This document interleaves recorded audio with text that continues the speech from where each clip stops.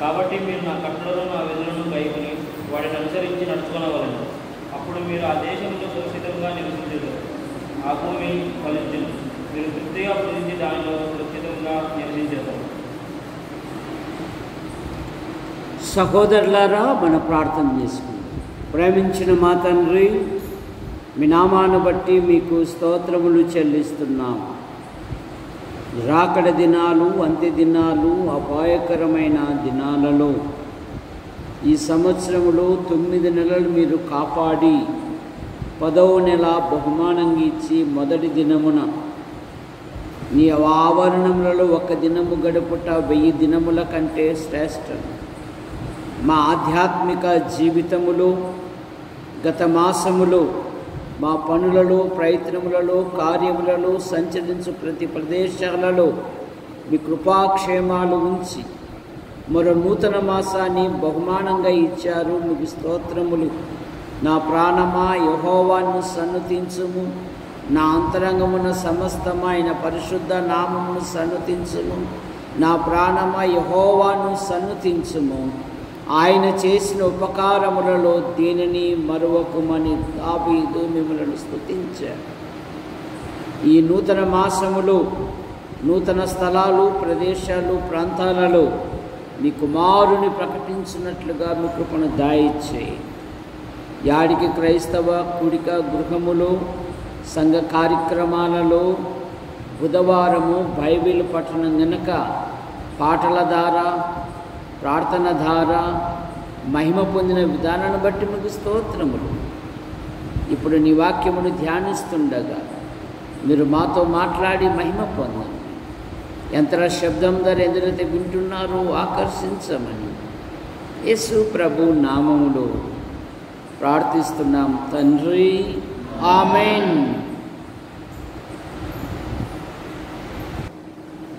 ఈ లేవియకాండం 26వ అధ్యాయములో దేవుని పిల్లలకు అనేకమైన వాగ్దానాలు ఉన్నాయి. 18, 19 వచనాలలో ఏం చదువుతున్నామంటే, మీ దేవుడైన యెహోవా వాక్కును శ్రద్ధగా అనుసరించి మీరు నా కట్టడలను నా విధులను గైకొని వాటిని అనుసరించి నడుచుకొనవలెను. మీరు ఆ దేశములో సురక్షితముగా నివసించెదరు. ఆ భూమి ఫలించును.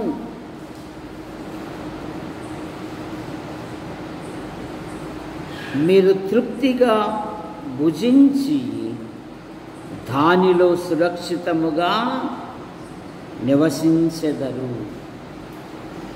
ఇక్కడ ఎన్ని కట్టడలు చెప్తున్నాడు దేవుడు?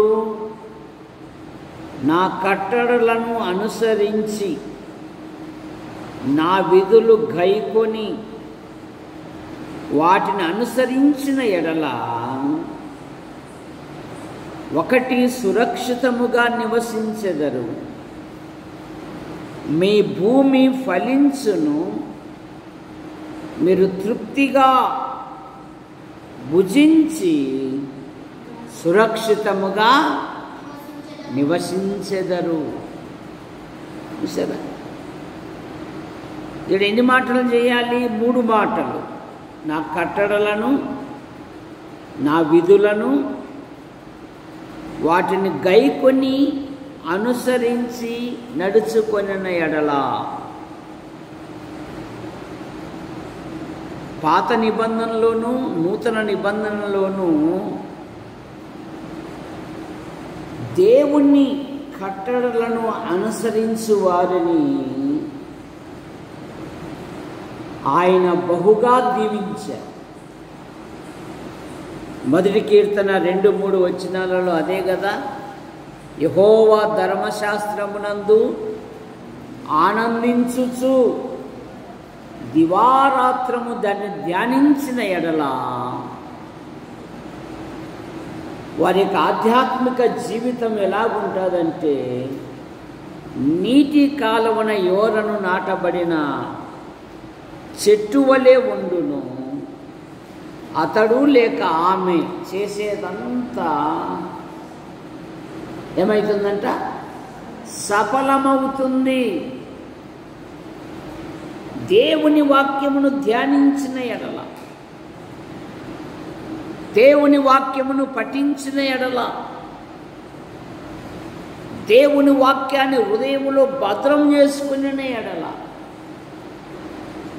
119:9 ఏమని చెప్తుంది? యవ్వనులు దేని చేత తమ నడతను శుద్ధి చేసుకుందురు? నీవిచ్చిన వాక్యమును బట్టి. నీ ఎదుట నేను పాపము చేయకుండునట్లు నా హృదయములో నీ వాక్యమును భద్రం చేసుకున్నాను. చాలామంది గోడలపైన బీరువాలపైన భద్రం చేసుకుంటున్నారు, కానీ హృదయములో భద్రం చేసుకోవడం లేదు. ఆ మధ్య ఒక ఇంటికి వెళ్ళా. ఆ బీరువాకు మా స్నేహితుడు దేవుడు దహించు అగ్ని ఉన్నాడు అని రాశారు.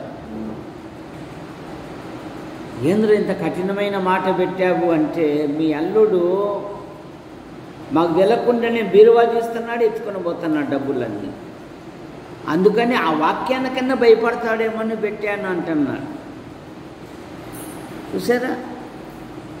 అలా కాదు. ఆ వాక్యము నీ హృదయములో ఉంటే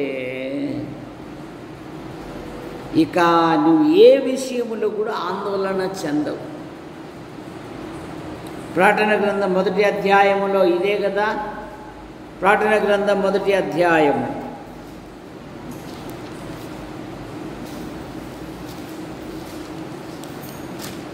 ఏమంటున్నాడు?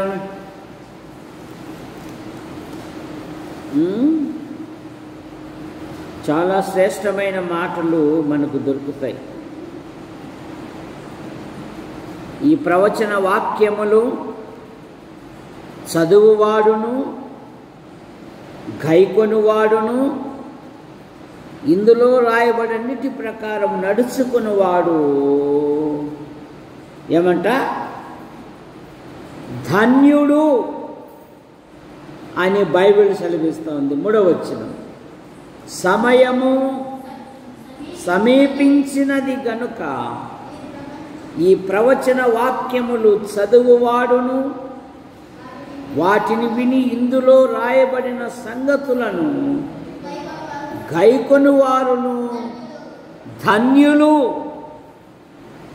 మన ప్రభు అయిన యేసుక్రీస్తు వారే ఉన్న దినాలలో ఒక తల్లి, నైనా నువ్వు కుడిచిన ధన్యములు సన్యములు ధన్యములైనవి అంటే, అవును కానీ మరి ఎక్కువగా దేవుని వాక్యము విని వాటి చొప్పున నడుచుకున్నవారు మరి నా తల్లి కంటే. మత్తయి సువార్త 7:24లో ఈ నా మాటలు విని వాటి చొప్పున చేయు ప్రతివాడును బండ మీద తన ఇల్లు కట్టుకొనిన బుద్ధిమంతుని పోలి ఉండును. వర్షము వచ్చెను, తుఫాను రేగెను, గాలి విసరి ఆ ఇంటిని కొట్టినందున అది పడలేదు. విశ్వాసి జీవితములో ఎన్ని శ్రమలు వచ్చినా ఎన్ని ఆటంకాలు వచ్చినా ఎన్ని అవరోధాలు వచ్చినా కూడా 40 కీర్తనల భక్తుడు అంటాడు కదా, నేను యెహోవా కొరకు సహనముతో ఉండేదను అన్నాడు. నేను దేవుని కొరకు నేను సహనముతో ఉండేదను. కనుక నా వాక్య ప్రకారము మీరు నడుచుకునే ఎడల మీరు సురక్షితముగా ఉండెదరు. ద్వితీయోపదేశకాండం 33వ అధ్యాయము చదవండి. 12వ వచనం,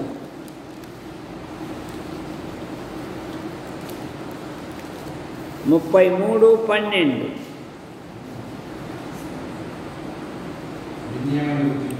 బెన్యామీను గూర్చి ఇట్లా, నేను బెన్యామీను యెహోవాకు ప్రియుడు, ఆయన యొద్ద సురక్షితముగా నివసించును, దినమెల్లా ఆయన అతనికి ఆశ్రయమగును, ఆయన భుజముల మధ్య సురక్షితముగా నివసించును. సురక్షితముగా నివసించును. బెన్యామీను యెహోవాకు ప్రియుడు అనే మాట మనం చూస్తాం. అలాగే 28వ వచనములో కూడా మనకు ఇంకొక మాట దొరుకుతుంది.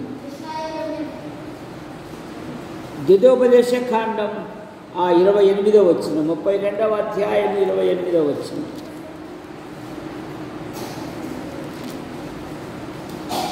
ఒక శ్రేష్టమైన మాట మనకు అక్కడ దొరుకుతుంది.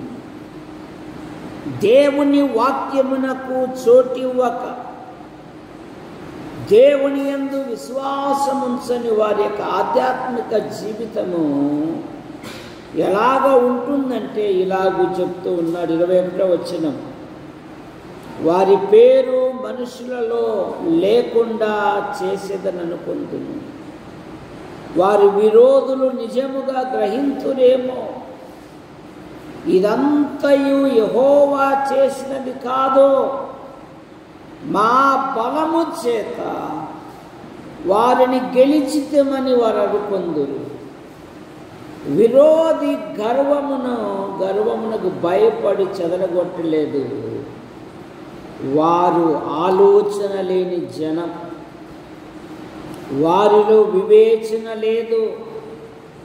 వారు జ్ఞాపకము తెచ్చుకొని దీన్ని తలపోసుకొని తమ కడవరి స్థితి యోచించుట ఎడల వారికి మేలు అంటున్నాడు దేవుడు.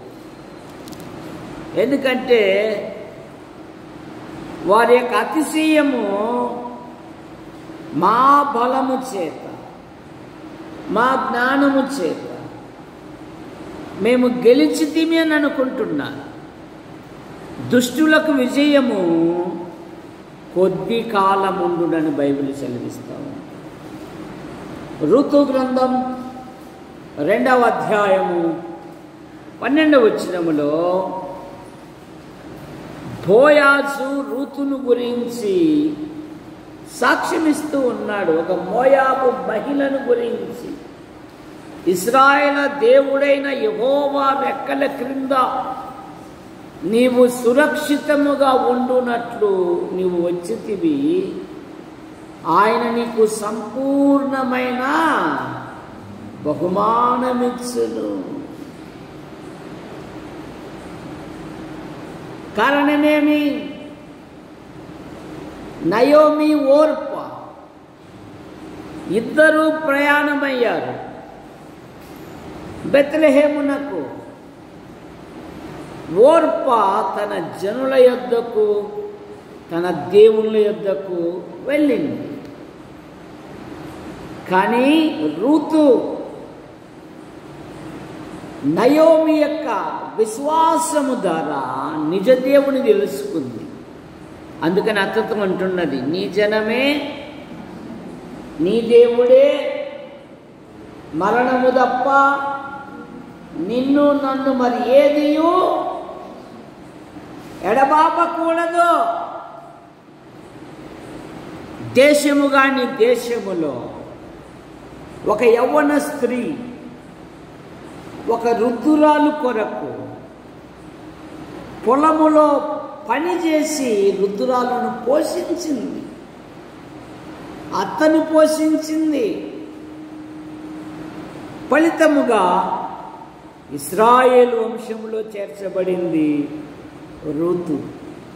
అందుకే బోయాజు అంటున్నాడు, ఇశ్రాయేలు దేవుడైన యెహోవా రెక్కల క్రింద సురక్షితముగా ఉండునట్లు నీవు వచ్చింది.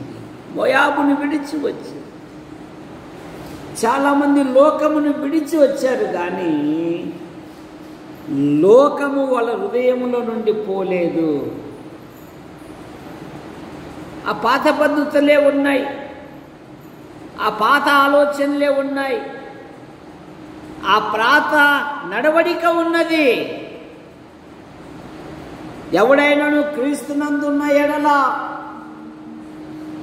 పాతవి మతము గుర్తు చేస్తూనే ఉంటారు. అహతవి గతించెను, ఇదిగో సమస్తమును కొత్తవాయను. జాగ్రత్త. ఎప్పుడైతే రుతురాలకు ప్రేమతో చూసుకుందో, ఈ దేశంలో నాకెవరు తెలియదు, ఈ దేశంలో చాలామంది యువకులు ఉన్నారు, ఈ దేశంలో నా అంటూ వారు లేరు కదా, అత్తమ్మ మీకే బంధువులు తెలుసు కదా, మీరే కాస్త ప్రయాసపడి, మీరే కాస్త కష్టపడి కదా, ఇంట్లో యవ్వన పిల్లలు ఉన్నా వాళ్ళ అంట్లు దోముతున్నా కూడా బెడ్రూమ్లో నుండి రాలేదు. తల్లిదండ్రుల దగ్గర ఉన్నప్పుడు, పెద్దల దగ్గర ఉన్నప్పుడు యవ్వన పిల్లలు వారికి సహాయకులుగా ఉండాలి. వారి దగ్గర ఎన్నో పాఠాలు నేర్చుకోవాలి. ఈ మొబైల్ ఫోన్ వచ్చినాక కుటుంబంలో మాటలే లేవు. ఏం లేవు? నిజమా లేదా కృపమ్మ? అబద్ధమా? నువ్వు చెప్పాలా? పాలు సెలవు దినాలలో వచ్చినాడు కదా ఇప్పుడు, ఈ వారంలో తండ్రి తల్లి కూర్చొని పాల్ ఎలా చదువుతున్నావు, ఎట్లున్నావు, ఆరోగ్యం బాగుందే బిడ్డ, అదేందిరా, అవి మనం కాదు కదా, మన అలవాట్లు కాదు కదా, అట్లా ఉండకూడదు కదా అని ఈ 4 రోజుల్లో ఒకసారన్నా మాట్లాడుకున్నారా? తప్పట్లు కొట్టండి, మాట్లాడుకున్నారంట. సహాయకులుగా ఉండాలి. ఆ సహాయం చేసే మనసు ఒకరు చెప్తే రాదు, చెయ్యాలని మనసుంటే వస్తుంది. సరే, నేను ఇంటికి బాసును కాదు, దాసుని, దాసురాలను అని అనుకున్నప్పుడు ఏదైనా చేయగలం. రుద్దురాలైన అత్త కొరకు దేశము కాని దేశములో పొలములో పనిచేసింది. మన తెల్ల బట్టలు వేసుకుని పోయిన పాలు వీడియో చూస్తున్నాడు కానీ వాళ్ళ ఆయన చూస్తూ ఉన్నాడు. మా నాయనేమో ఆపు నిక్కర్ వేసుకొని పని చేస్తున్నాడు, ఈయన చూసే కోటు గీటు వేసుకొని వచ్చాడు. ఈసారి మా నాయన్ని కూడా అట్లే పెట్టాలా అని నన్ను చూస్తున్నాడు, వాళ్ళ ఆయన చూస్తున్నాడు. చూసారా? ఎందుకు? రేపు సీఏ కదా, చార్టర్ అకౌంట్ అవుతాడు కనుక మా నాయన ఇంకా ఉన్నతమైన స్థానంలో పెట్టాలనే ఆలోచనలో ఉన్నాడు. చూసారా? నేనే వీడియో ప్రోగ్రామ్ కానీ వేసుకొని పోతే ఆయన నన్ను చూస్తున్నాడు, వాళ్ళ ఆయన చూస్తున్నాడు. అరే రే రే రే రే అనిపించింది నాకు మనసు. మంచిదే తండ్రి పట్ల. ఈ మధ్య ఈమె ఇప్పుడే ఒకటి మంచిది వచ్చింది. నానా, నువ్వు కష్టపడి చేసి నన్ను పోషించేటప్పుడు నేను సింహంలాగా ఉన్నాను, నేను కష్టపడేటప్పుడు నువ్వెందుకు సింహంలాగా ఉన్నావు, నా లేవు, వృద్ధాప్యంలో ఎందుకున్నావు నాన్న అంటున్నాడు యువకుడు. తల్లిదండ్రులు పని చేసి పిల్లలను పోషించేటప్పుడు పిల్లలు ఎలా ఉంటారంట? సింహంలాగా ఉంటారు. అదే పిల్లలు కష్టపడి పోషించి ఉద్యోగాలు చేసి సంపాదించేటప్పుడు తండ్రులు సింహంలాగా ఉండలే. సరే, మంచి పిల్లలు తమ తల్లిదండ్రులను సంతోషపెడతారు.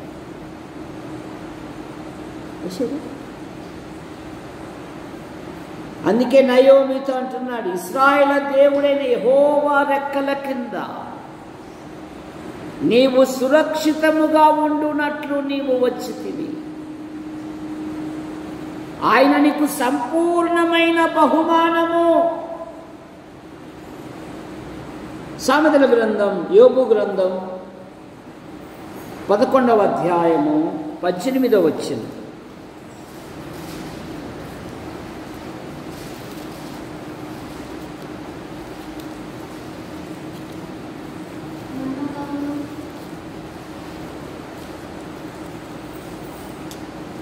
పాలు ఈ మధ్య బైబిల్ చదవడం లేదు. అప్పుడేమో టక్కని చదివేవాడు, ఇప్పుడేమో అస్సలు కనపడలే మామ అంటున్నాడు. ఎందుకు? ఆ లైటింగ్ అంతా దానికి పెట్టాడు ఫోనుకు. నీడ ఆ చిన్న అక్షరాలు ఏం కనపడతాయి? యోబు గ్రంథం 11వ అధ్యాయము 18వ వచనం. నమ్మకమునకు ఆస్పాదము కలుగును గనుక నీవు ధైర్యముగా ఉండు, నీ ఇంటిని పరిశోధించి సురక్షితముగా ఎవరి భయము లేకుండా నీవు పండుకొనెదవు. నమ్మకమునకు ఆస్పాదము కలుగును గనుక నువ్వు ధైర్యముగా ఉందువు. యేసుక్రీస్తునందు విశ్వాసం ఉంచిన పిల్లలు వారు ప్రభు కొరకు నీవు నీ ఇంటిని పరిశోధించిన నువ్వు సురక్షితముగా ఉందువు, ఎవరి భయము లేకుండా నీవు పండుకొనెదవు. అనేకులు నీతో విన్నపములు చేసెదరు, దుష్టుల కనుచూపు క్షీణించిపోగును, వారికి ఆశ్రయం ఏమియో ఉండదు. ప్రాణము ఎప్పుడు విడిచెదమా అని వారు ఎదురు చూచుచూ ఉందురు దుష్టులు. నువ్వు సురక్షితముగా ఉందువు. ఎందుకు? యోబును గురించి అనేకమైన ట్యాగులు ఉన్నాయి. అందులో ఒకటి, అతడు యథార్థవంతుడు. యథార్థవంతులను బలపరుచుటకై లోకమందు దేవుని కనుదృష్టి లోకమంతటా సంచారము చేయుచు ఉన్నది. కనుక యోబునకు మొదట కలిగిన దానికంటే రెండింతలు అధికముగా దేవుడు అతనికి దయచేసెను. విశ్వాసి జీవితములో ప్రభు కొరకు నిలబడ. 4వ మాట 16వ కీర్తన 8, 9 వచనాలు.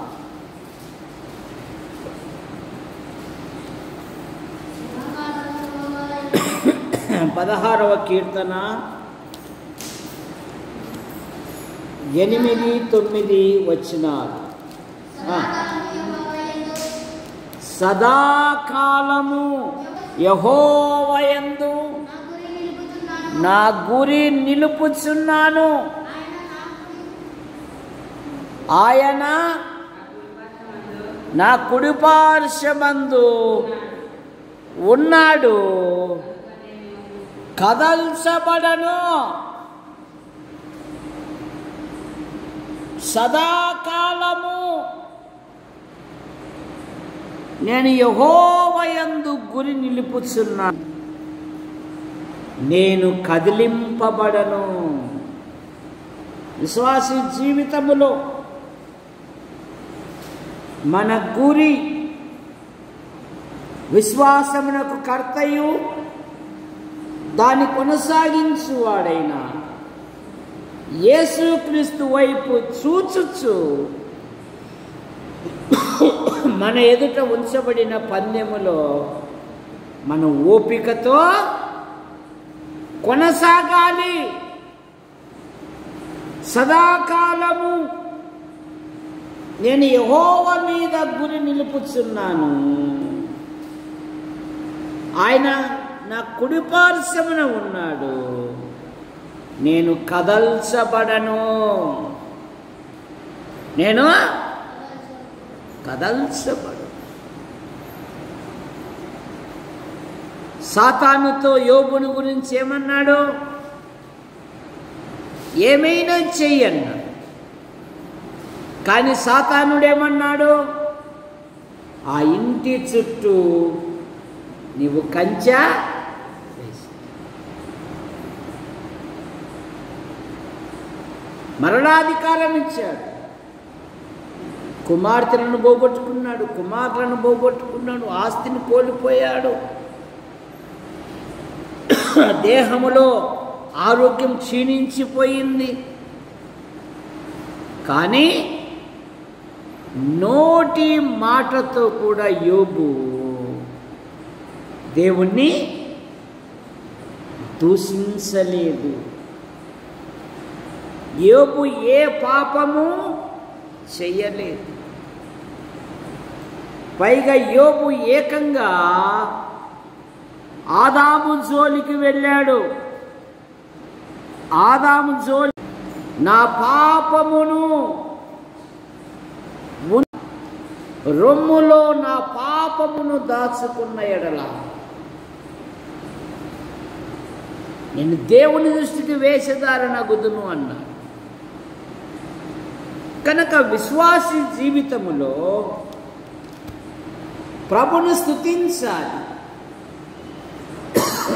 ప్రభుని కనపరచాలి. 55వ కీర్తన 22వ వచనంలో నీ భారము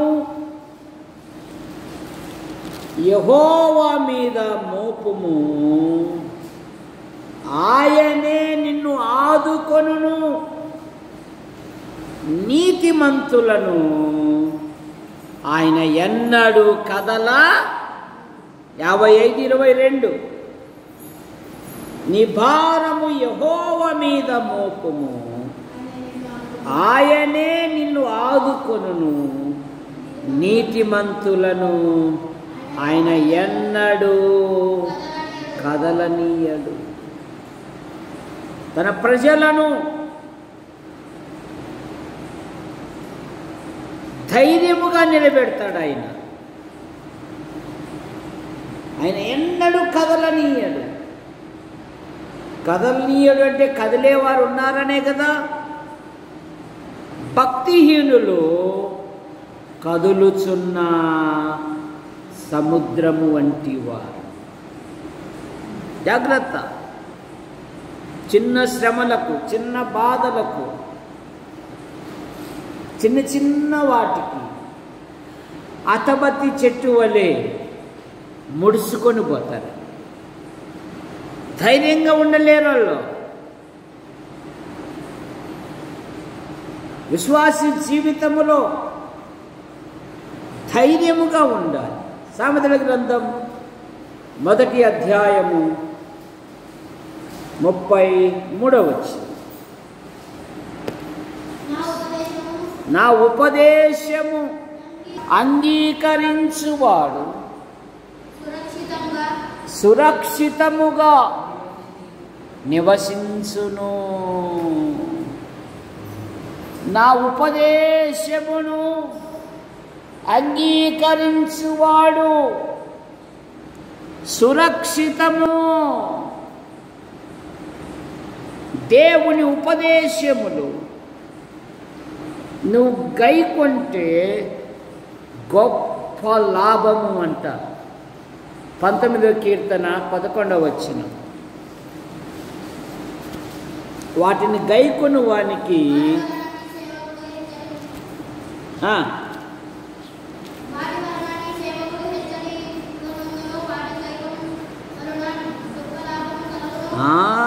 గొప్ప లాభము అంట. ఏమంటున్నాడు? వాటిని గైకొనుట వలన గొప్ప లాభసాటి, గొప్ప లాభం. 10వ వచనం. బంగారు కంటేను మేలిమి బంగారము కంటేను కోరదగినవి, తేనె కంటేను జుంటె తేనె దారుల కంటేను మధురమైనవి. వాటి వలన నీ సేవకుడు హెచ్చరిక నందును. వాటిని గైకొనుట వలన గొప్ప లాభము అంట. వాటిని గైకొనుట వలన గొప్ప లాభము పొందును. కానీ యోబు గ్రంథములు ఏముందంటే, మేము ఆయనకు ప్రార్థన చేయుట చేత మాకేము లాభము కలుగును. చూడు, వీళ్ళు ఏది చేసినా ఏం కావాలంట? లాభం కావాలి అని. మలాకి గ్రంథంలో మరొక మాట ఉంది, దేవుని సేవ నిష్ఫలమని ఎంచుతూ ఉన్నారని దినాలలో. సరే, దినాలలో చాలామంది ఎక్కడ ప్యాకెట్ బియ్యం ఇస్తారో, ఎక్కడ ఊరికనే 500 వస్తాయో అక్కడ చేరిపోతూ ఉన్నారు. కృతజ్ఞత లేని వారు. చిన్నప్పుడు మా తల్లిళ్ళు మంచి కథలు చెప్పేవారు. గువ్వమ్మ ఇల్లు. గువ్వమ్మ చక్కని ఇల్లు కట్టుకొని చక్కని ధాన్యంతో నింపుకొని చక్కగా జీవిస్తూ ఉంది. ఈలోపు ఒక పక్షి వర్షానికి ఎండిపోతూ ఉంటే, తడిసిపోతూ ఉంటే మా ఇంటికి రాని పిలిచింది పక్షి. అది ధాన్యం తింటుంది, ఎగిరిపోతుంది. బాగున్నామంటే బాగున్నలే అంటుంది. ఫలాని ధాన్యం మీద ఫలాని ధాన్యం మీద ఫలాని ధాన్యం మీద తిని తిని ఎలా ఉన్నామంటే పాప మీ ఇంట్లో నిద్ర లేదు ఏం లేదని ఎగిరిపోయిందంట. వర్షం అయిపోతానే. చాలామంది ఇట్లాగే లోక సంబంధమైన వాటి మీద మనసు పెట్టి నిజమైన వాటి మీద మనసు ఉంచడం లేదు. నేను ఇష్టపడిన ఎడలో నేను ఇష్టపడకపోయినను భారము నా మీద మోపబడి ఉన్నది. నేను ఇష్టపడి చేస్తే నాకు గొప్ప లాభము అన్నాడు పౌలు గారు. వాటిని గైకొనుట వలన నీ సేవకుడు గొప్ప లాభము పొందును. కనుక నా ఉపదేశమును అంగీకరించువా ఎలాగుంటాడంటే సురక్షితముగా ఉంటాడు. కారణం ఏమంటే నా వలన నీవు జీవించు సంవత్సరములు అధికమగును అంటున్నాడండి. సామెతల గ్రంథం 9వ అధ్యాయం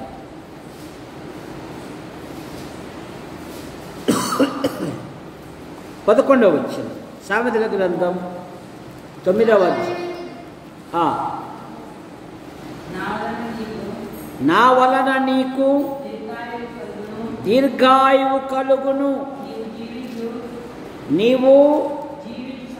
నీవు జీవించు సంవత్సరములు అధికమగును.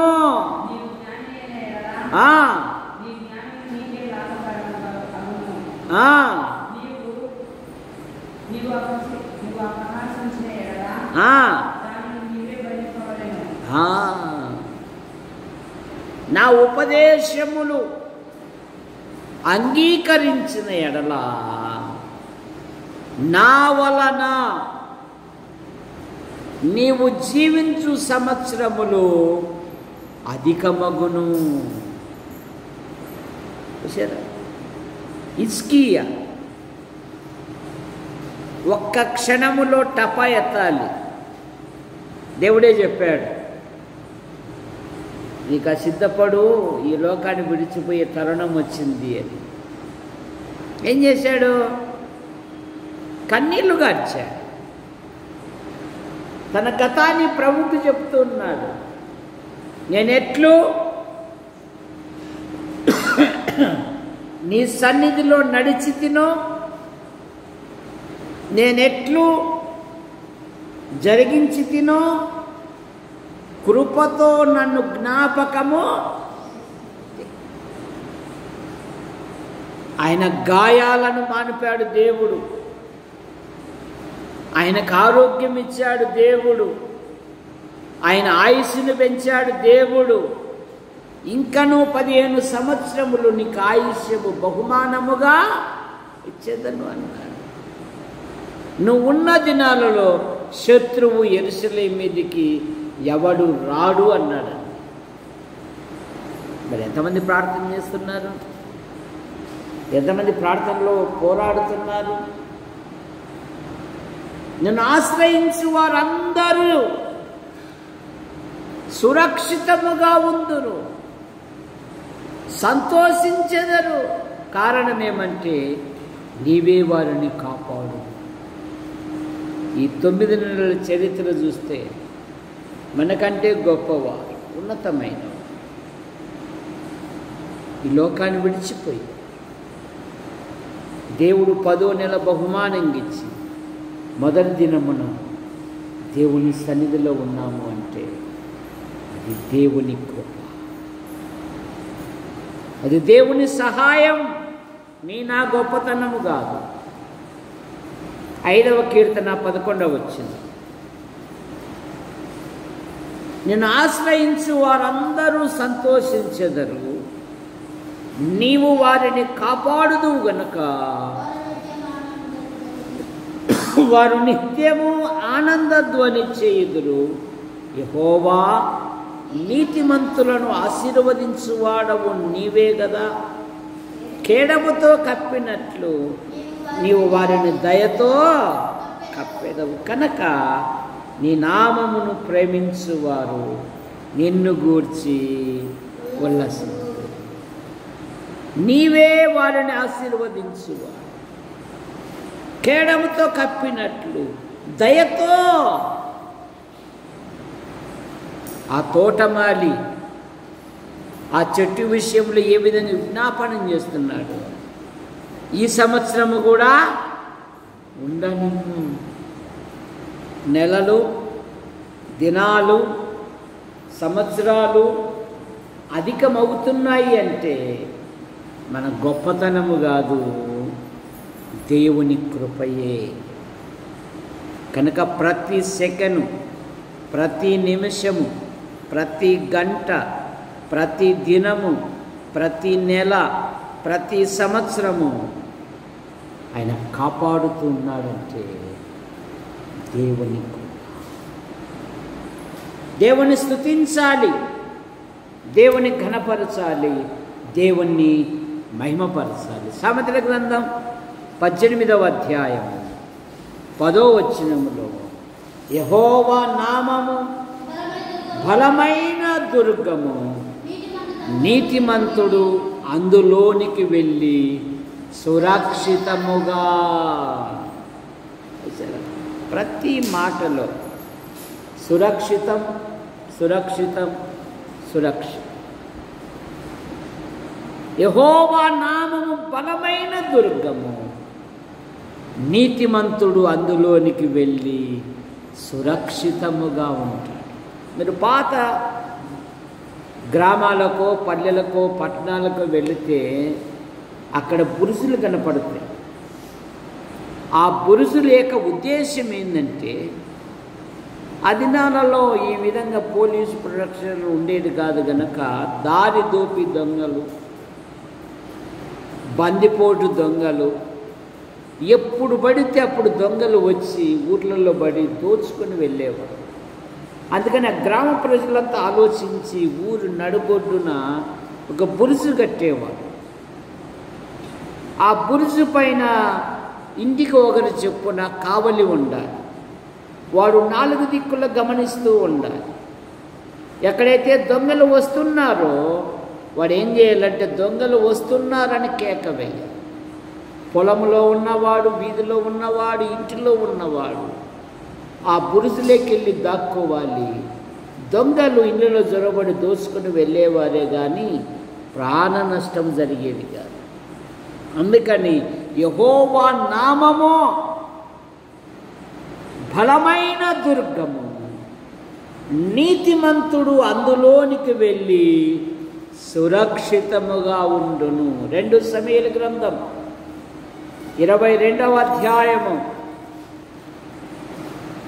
3వ వచనం.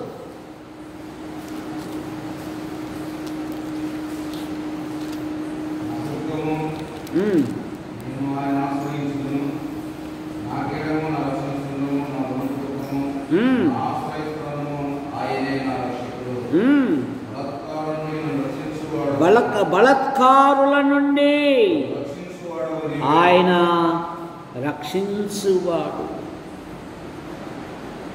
1వ వచనము నుండి యెహోవా తన్ను సౌలు చేతిలో నుండి, తన శత్రువులందరి చేతిలో నుండి తప్పించిన దినమున ఈ గీతవాక్యములు చెప్పి యెహోవాను స్తోత్రించండి. యెహోవా నా శైలము, నా కోట, నా రక్షకుడు, నా దుర్గము, నేను ఆయనను ఆశ్రయించెదను. ఆయన నా కేడము, నా రక్షణ దుర్గము, నా ఉన్నత దుర్గము, నా ఆశ్రయ స్థానము. ఆయనే నా రక్షకుడు. బలత్కారుల చేతిలో నుండి రక్షించువాడవు నీవే. బలత్కారుల చేతిలో నుండి ఆయన రక్షించు దేవుడు. 2 సమూయేలు గ్రంథం 7వ అధ్యాయము 8వ వచనం 9వ వచనం.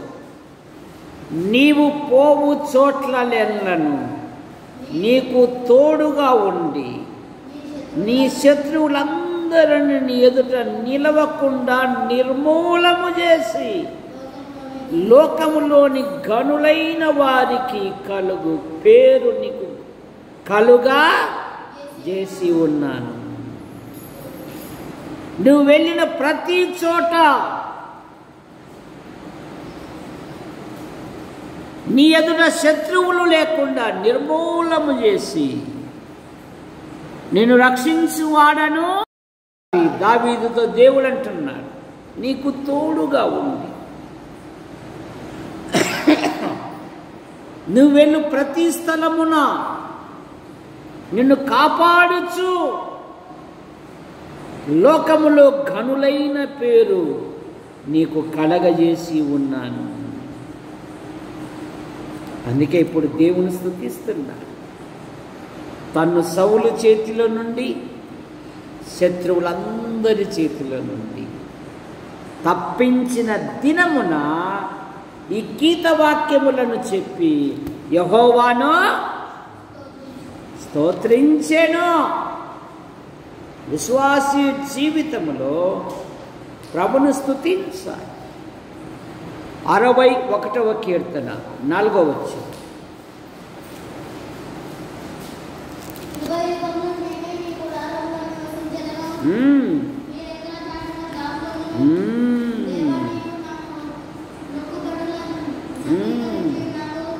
చాలు మొదటి నుండి. దేవా నా మొర్ర ఆలకించు, నా ప్రార్థనలకు చెవి ఎక్కుము. నా ప్రాణము తల్లడిల్లగా భూ దిగంతముల నుండి నీకు మొరపెట్టుచున్నాను. నేను ఎక్కలేనంత ఎత్తైన కొండకు నన్ను ఎక్కించును.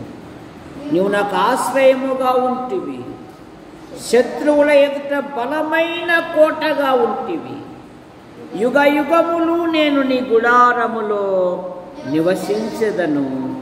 నీ రెక్కల చాటున నేను దాగుకొందును. యుగ యుగములు నీ రెక్కల చాటున నేను దాగి ఉందును. 7వ మాట లూకా సువార్త 17వ అధ్యాయం. ఎంత ప్రేమగల తండ్రి తండ్రి.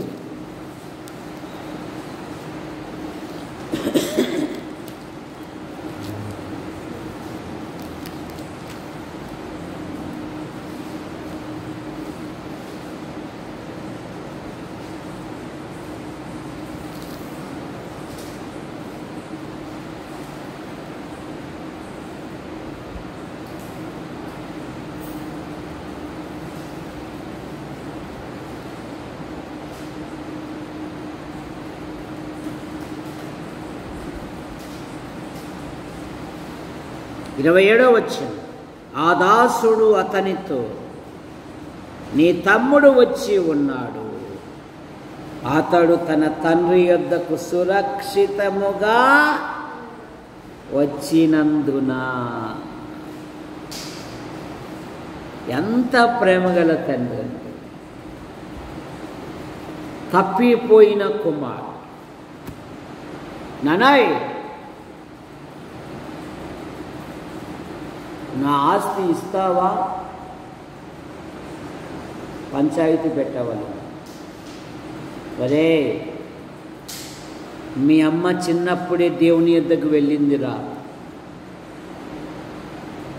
నేను ఎలాగున్నాను, ఎలాగు జీవిస్తున్నాను, ఈ చెడ్డ సమాజాన్ని వెళ్ళకుండా మిమ్మల్ని బతికించుకున్నాను బిడ్డ.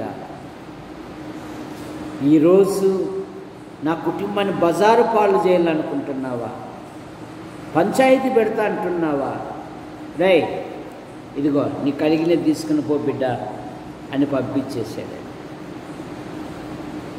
తండ్రి పంపించాడేమో కానీ తండ్రి తన మనసంతా పెద్దవాని మీద లేదు కానీ తప్పిపోయినా వాని మీదనే ఉందని. దేవుడు వానిలో ఎప్పుడైనా కార్యం జరిగించడా? దేవుడు వానికి బుద్ధి పుట్టిడా? నెబుకద్నెజరు బుద్ధి పుట్టినప్పుడు దేవుని స్తుతించలేదా? పాత నిబంధనలో వాడొచ్చాడు,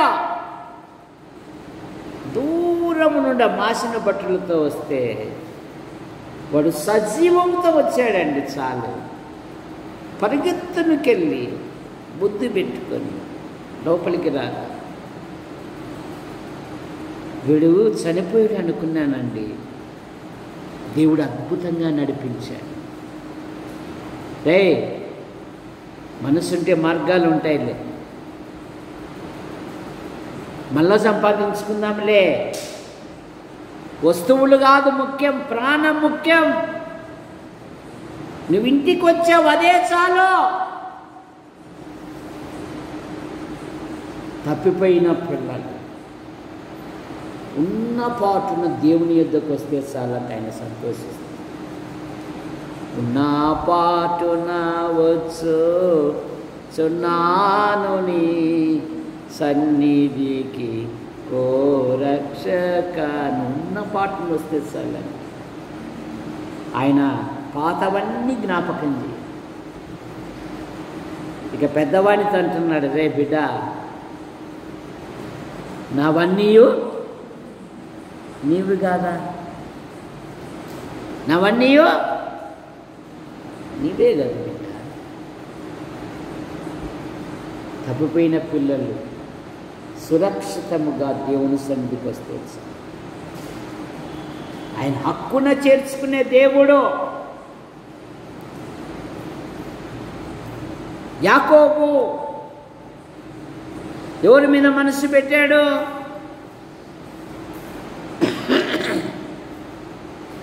ఎవరి మీద మనసు పెట్టాడు యాకోబు?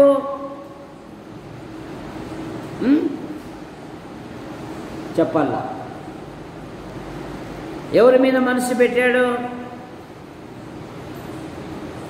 యోసేపు మీద. నీ కుమారుడు ఐగుప్తు ఏలుతున్నాడు అనే సంగతి వినపడితే చాలు, ఇంతే చాలు. ఎందుకంటే సోదరులు ముందే ఏం చెప్పారు? రే, ఆ సొక్కేమిరా నాన్నయ్, నాన్నయ్, ఇది యోసేపు చొక్క నాన్నయ్య, ఆ కంపకు దొరకకుంటే తెచ్చాము. ఆ రంగు ఏమిరా? రంగు కాదు నాన్నయ్, రక్తము. ఏ ప్రాణం తిన్నాయి అనుకున్నారు. కానీ ఆదికాండంలో చూడండి, యోసేపు ఐగుప్తును ఏలుచున్నాడనే సంగతి వినపడినప్పుడు ఇంతే చాలు అంటాడండి. చాలు, వాడు సజీవుడుగా ఉన్నాడు.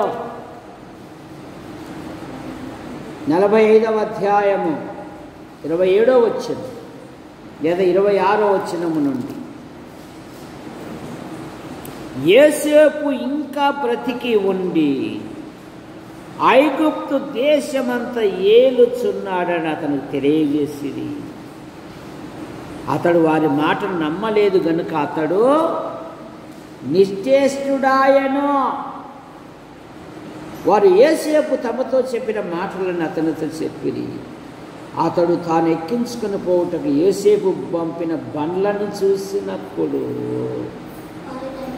వారి తండ్రి అయిన యాకోబు ప్రాణము తెప్పరిల్లెను.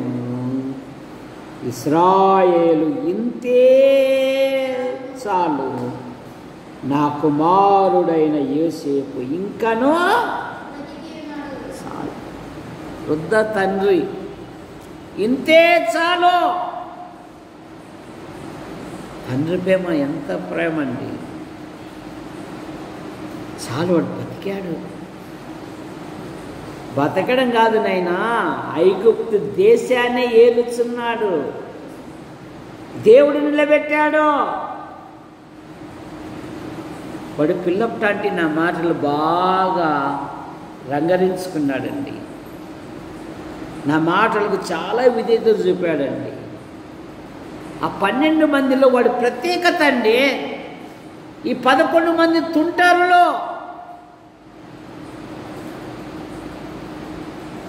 వాళ్ళు చేసే తప్పుడు పనులు బాల్యం నుండే చెప్తున్నాడంట యోసేపు తండ్రికి. నాన్న వాడు రూబేన్ గడు ఇట్లా చేశాడు, సిమియోన్ గడు ఇట్లా చేశాడు, నాన్న వాడు ఇట్లా చేశాడు నాయన. వాళ్ళ చెడుతనం అంతా చెప్తున్నాడు. 12 మందిలో ఉన్న ప్రత్యేకతగా ఉన్నాడు. అందుకని యోసేపు ప్రతి పలుకులో దేవుడు దేవుడు దేవుడు అని ఎవరైతే ప్రతి పలుకులో యేసు ప్రభుని హెచ్చిస్తారో దేవుడు వారిని హెచ్చిస్తారు.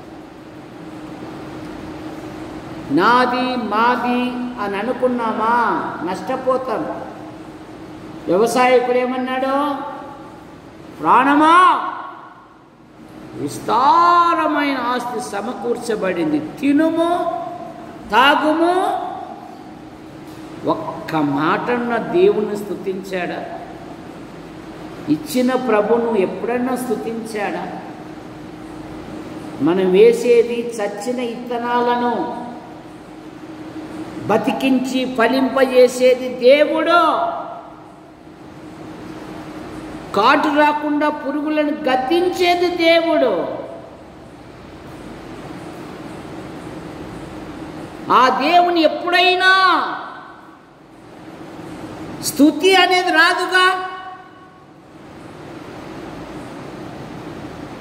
మా ఇంట్లో ఎద్దులు ఉండేటివి. మా పెద్దన్న పెద్ద సేదగాడు కట్టెకు మేకు పెట్టి పొడిసి పొడిసి పెట్టేవాడు దాన్ని, ఎర్రెద్దు. దానికి ఆ శూలం తగిలి తగిలి అట్టకట్టకపోయినా కూడా నడుచుకున్నామ్మా, చిన్నగానే పోయి. మేము దగ్గరికి పోతే మమ్మల్ని పొడిసేకి వస్తుంది, గడ్డేసేకి పోయినా కూడా. అది మా అన్నకు మాత్రమే మాట. నువ్వు ఎన్ని విధాలుగా చెప్పు, ఎన్ని విధాలుగా మాట్లాడు, నా ఉపకారములను తెలుసుకొని స్తుతించే జనాంగం లేరా? జాగ్రత్త. కానీ తప్పిపోయిన కుమారుడు వస్తానే తండ్రి గొప్ప విందు చేశాడండి. అందరిని ఆహ్వానించాడు. ఈ విందులో మీరు కూడా నాతో పాటు పాలు పొందండి. వాడు చనిపోయాడనుకున్నాము, సజీవుడుగా వచ్చాడు. ఒక్క పాపి మారు మనసు పొందుటే పరలోకములో. చెప్పమ్మా కిరణ్మై, చదువుతుంటావు బైబిల్? నీకు పెళ్ళి కానప్పుడే చెప్పా, ఇది దైవ సేవకులు ఇల్లు అని చెప్పానా? చెప్పలేదా? దేవుని పనులు ఉపయోగపడాలని కూడా చెప్పానా? చెప్పలేదా?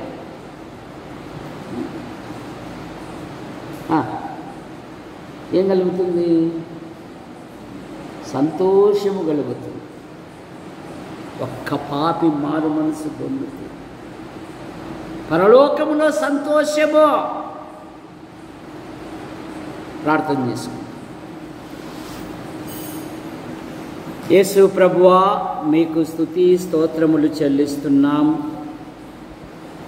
ఈ సంవత్సరములో 9 నెలలు మీరు కాపాడి 10వ నెల బహుమానంగా ఇచ్చారు. మీకు స్తోత్రం. ఈ నూతన మాసములో నూతన స్థలాలు, ప్రాంతాలు, ప్రదేశాలలో మీ కుమారుని ప్రకటించినట్లుగా మీకు కొనసాగించి, యాడికి క్రైస్తవ కూడిక గృహం చేర్చబడిన ప్రతి కుటుంబాన్ని మీరు రెక్కల కింద ఉంచుకొని కాపాడండి. ప్రభుత్వ శాఖల్లో కొందరు, ప్రైవేట్ సంస్థల్లో కొందరు, మరి కొందరు రాత్రింబగలు డ్యూటీలో ఉన్నారు. అందులో రాజయ్య ఉన్నాడు. ఆయన డ్యూటీని దీవించి క్షేమంగా నడిపించింది. ఈ సెలవు దినాలలో కళాశాల మొదలుకొని నర్సరీ వరకు చదువుతున్నారు విద్యార్థులను దీవించాలి. ముఖ్యంగా రాముగాల రత్నకుమార్, కళమ్మ, లెనిన్ తరచుగా బలహీనతలకు గురవుతున్నాడు. మీరు ముక్తి స్వస్థపరచండి. లయాన్ని దీవించండి. సండే స్కూల్ బృందాన్ని దీవించండి. వారి తల్లిదండ్రులు, తోబుట్టులు కూడా దీవించండి. బాల్యము నుండే సృష్టికర్తను స్మరణకు తెచ్చుకునే మాటను బట్టి ముగిస్తోంది. చంటి పిల్లల స్థుతుల మూలముగా నీవు ఒక ఆశ్రయదుర్గము స్థాపించితివి అనే మాటను బట్టి కూడా ముగిస్తోంది. దీవించండి. ప్రతి కుటుంబములో ప్రతి విధమైన అవసరాలు తీర్చండి. దొరైస్వామి వేసిన ప్రతి పంట నూరంతలుగా ఫలించినట్లుగా మీకు పాల్ సిఏ చేస్తున్నాడు, దీవించండి. ఆయన ఫ్రెండ్ను కూడా దీవించండి. ఆ క్యాంపస్ను, కళాశాలను మీరు ఆశీర్వదించండి. ప్రతి సబ్జెక్టులో మంచి ఫలితాలతో పాస్ అవునట్లుగా మీకు కొనసాగించండి. యేసు ప్రభువా మీకు వందనాలు చెల్లిస్తాను. మా యాడికి మండలములు ఉంటున్న ప్రభుత్వ శాఖలను, ప్రైవేటు సంస్థలను దీవించండి. ఆసుపత్రి, MRO, MDO, panchayat, police station, మా మండల నాయకులను, అధికారులను దీవించండి. మా తాడపతి నియోజకవర్గం నాయకులను, అధికారులను దీవించండి. మా జిల్లా కలెక్టర్ గారిని, నాయకులను, అధికారులను దీవించండి. మా తెలుగు రాష్ట్రాల ముఖ్యమంత్రులను, గవర్నర్లను దీవించండి.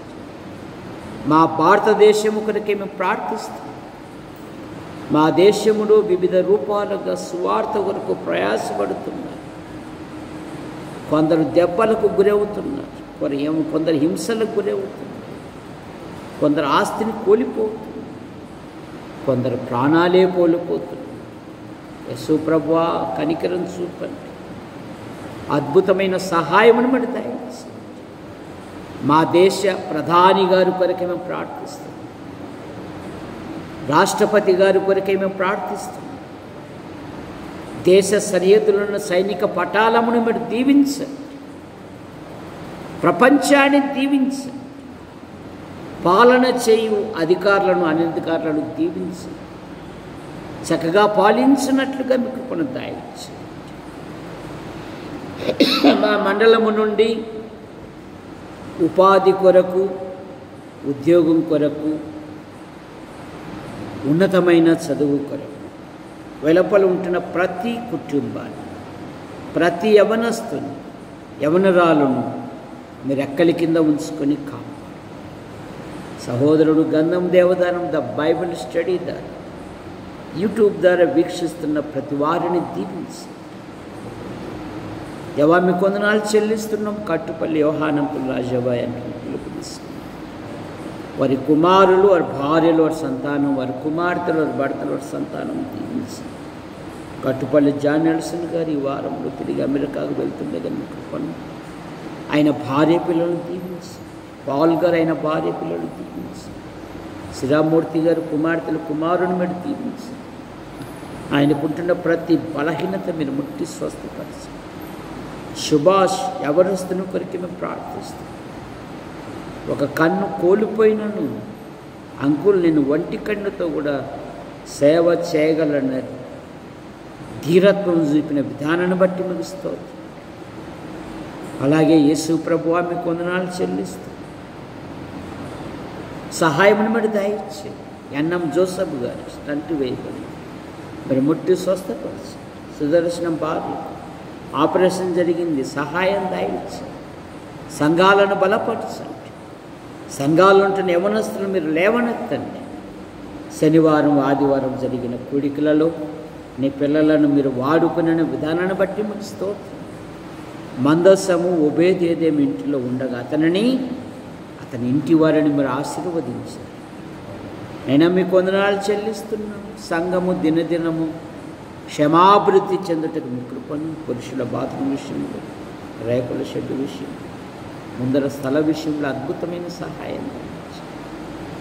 రాజశేఖర్ ఆయన భార్యను దీవించి కుమారునిచ్చారు. తల్లి బిడ్డను దీవించండి, మంచి పోషకాలు దయచేయండి.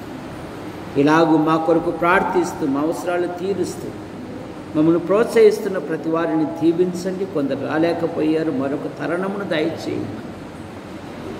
యేసు ప్రభువా మీ వందనాలు చెల్లిస్తున్నాములో ప్రతి కుటుంబములో ప్రతి విధమైన అవసరాలు తీర్చమని నైనా. యవనస్తులు, యవనరాలు ఉన్నారు, ఉన్నతమైన చదువులు చదివారు, మంచి ఉద్యోగాలు వారి ఉద్యోగ వివాహ విషయాలలో కూడా అద్భుతమైన సహాయం దయచేయమని ప్రభు నామములో ప్రార్థిస్తూ బయలుదేరుతున్నాము తండ్రి. ఆమేన్.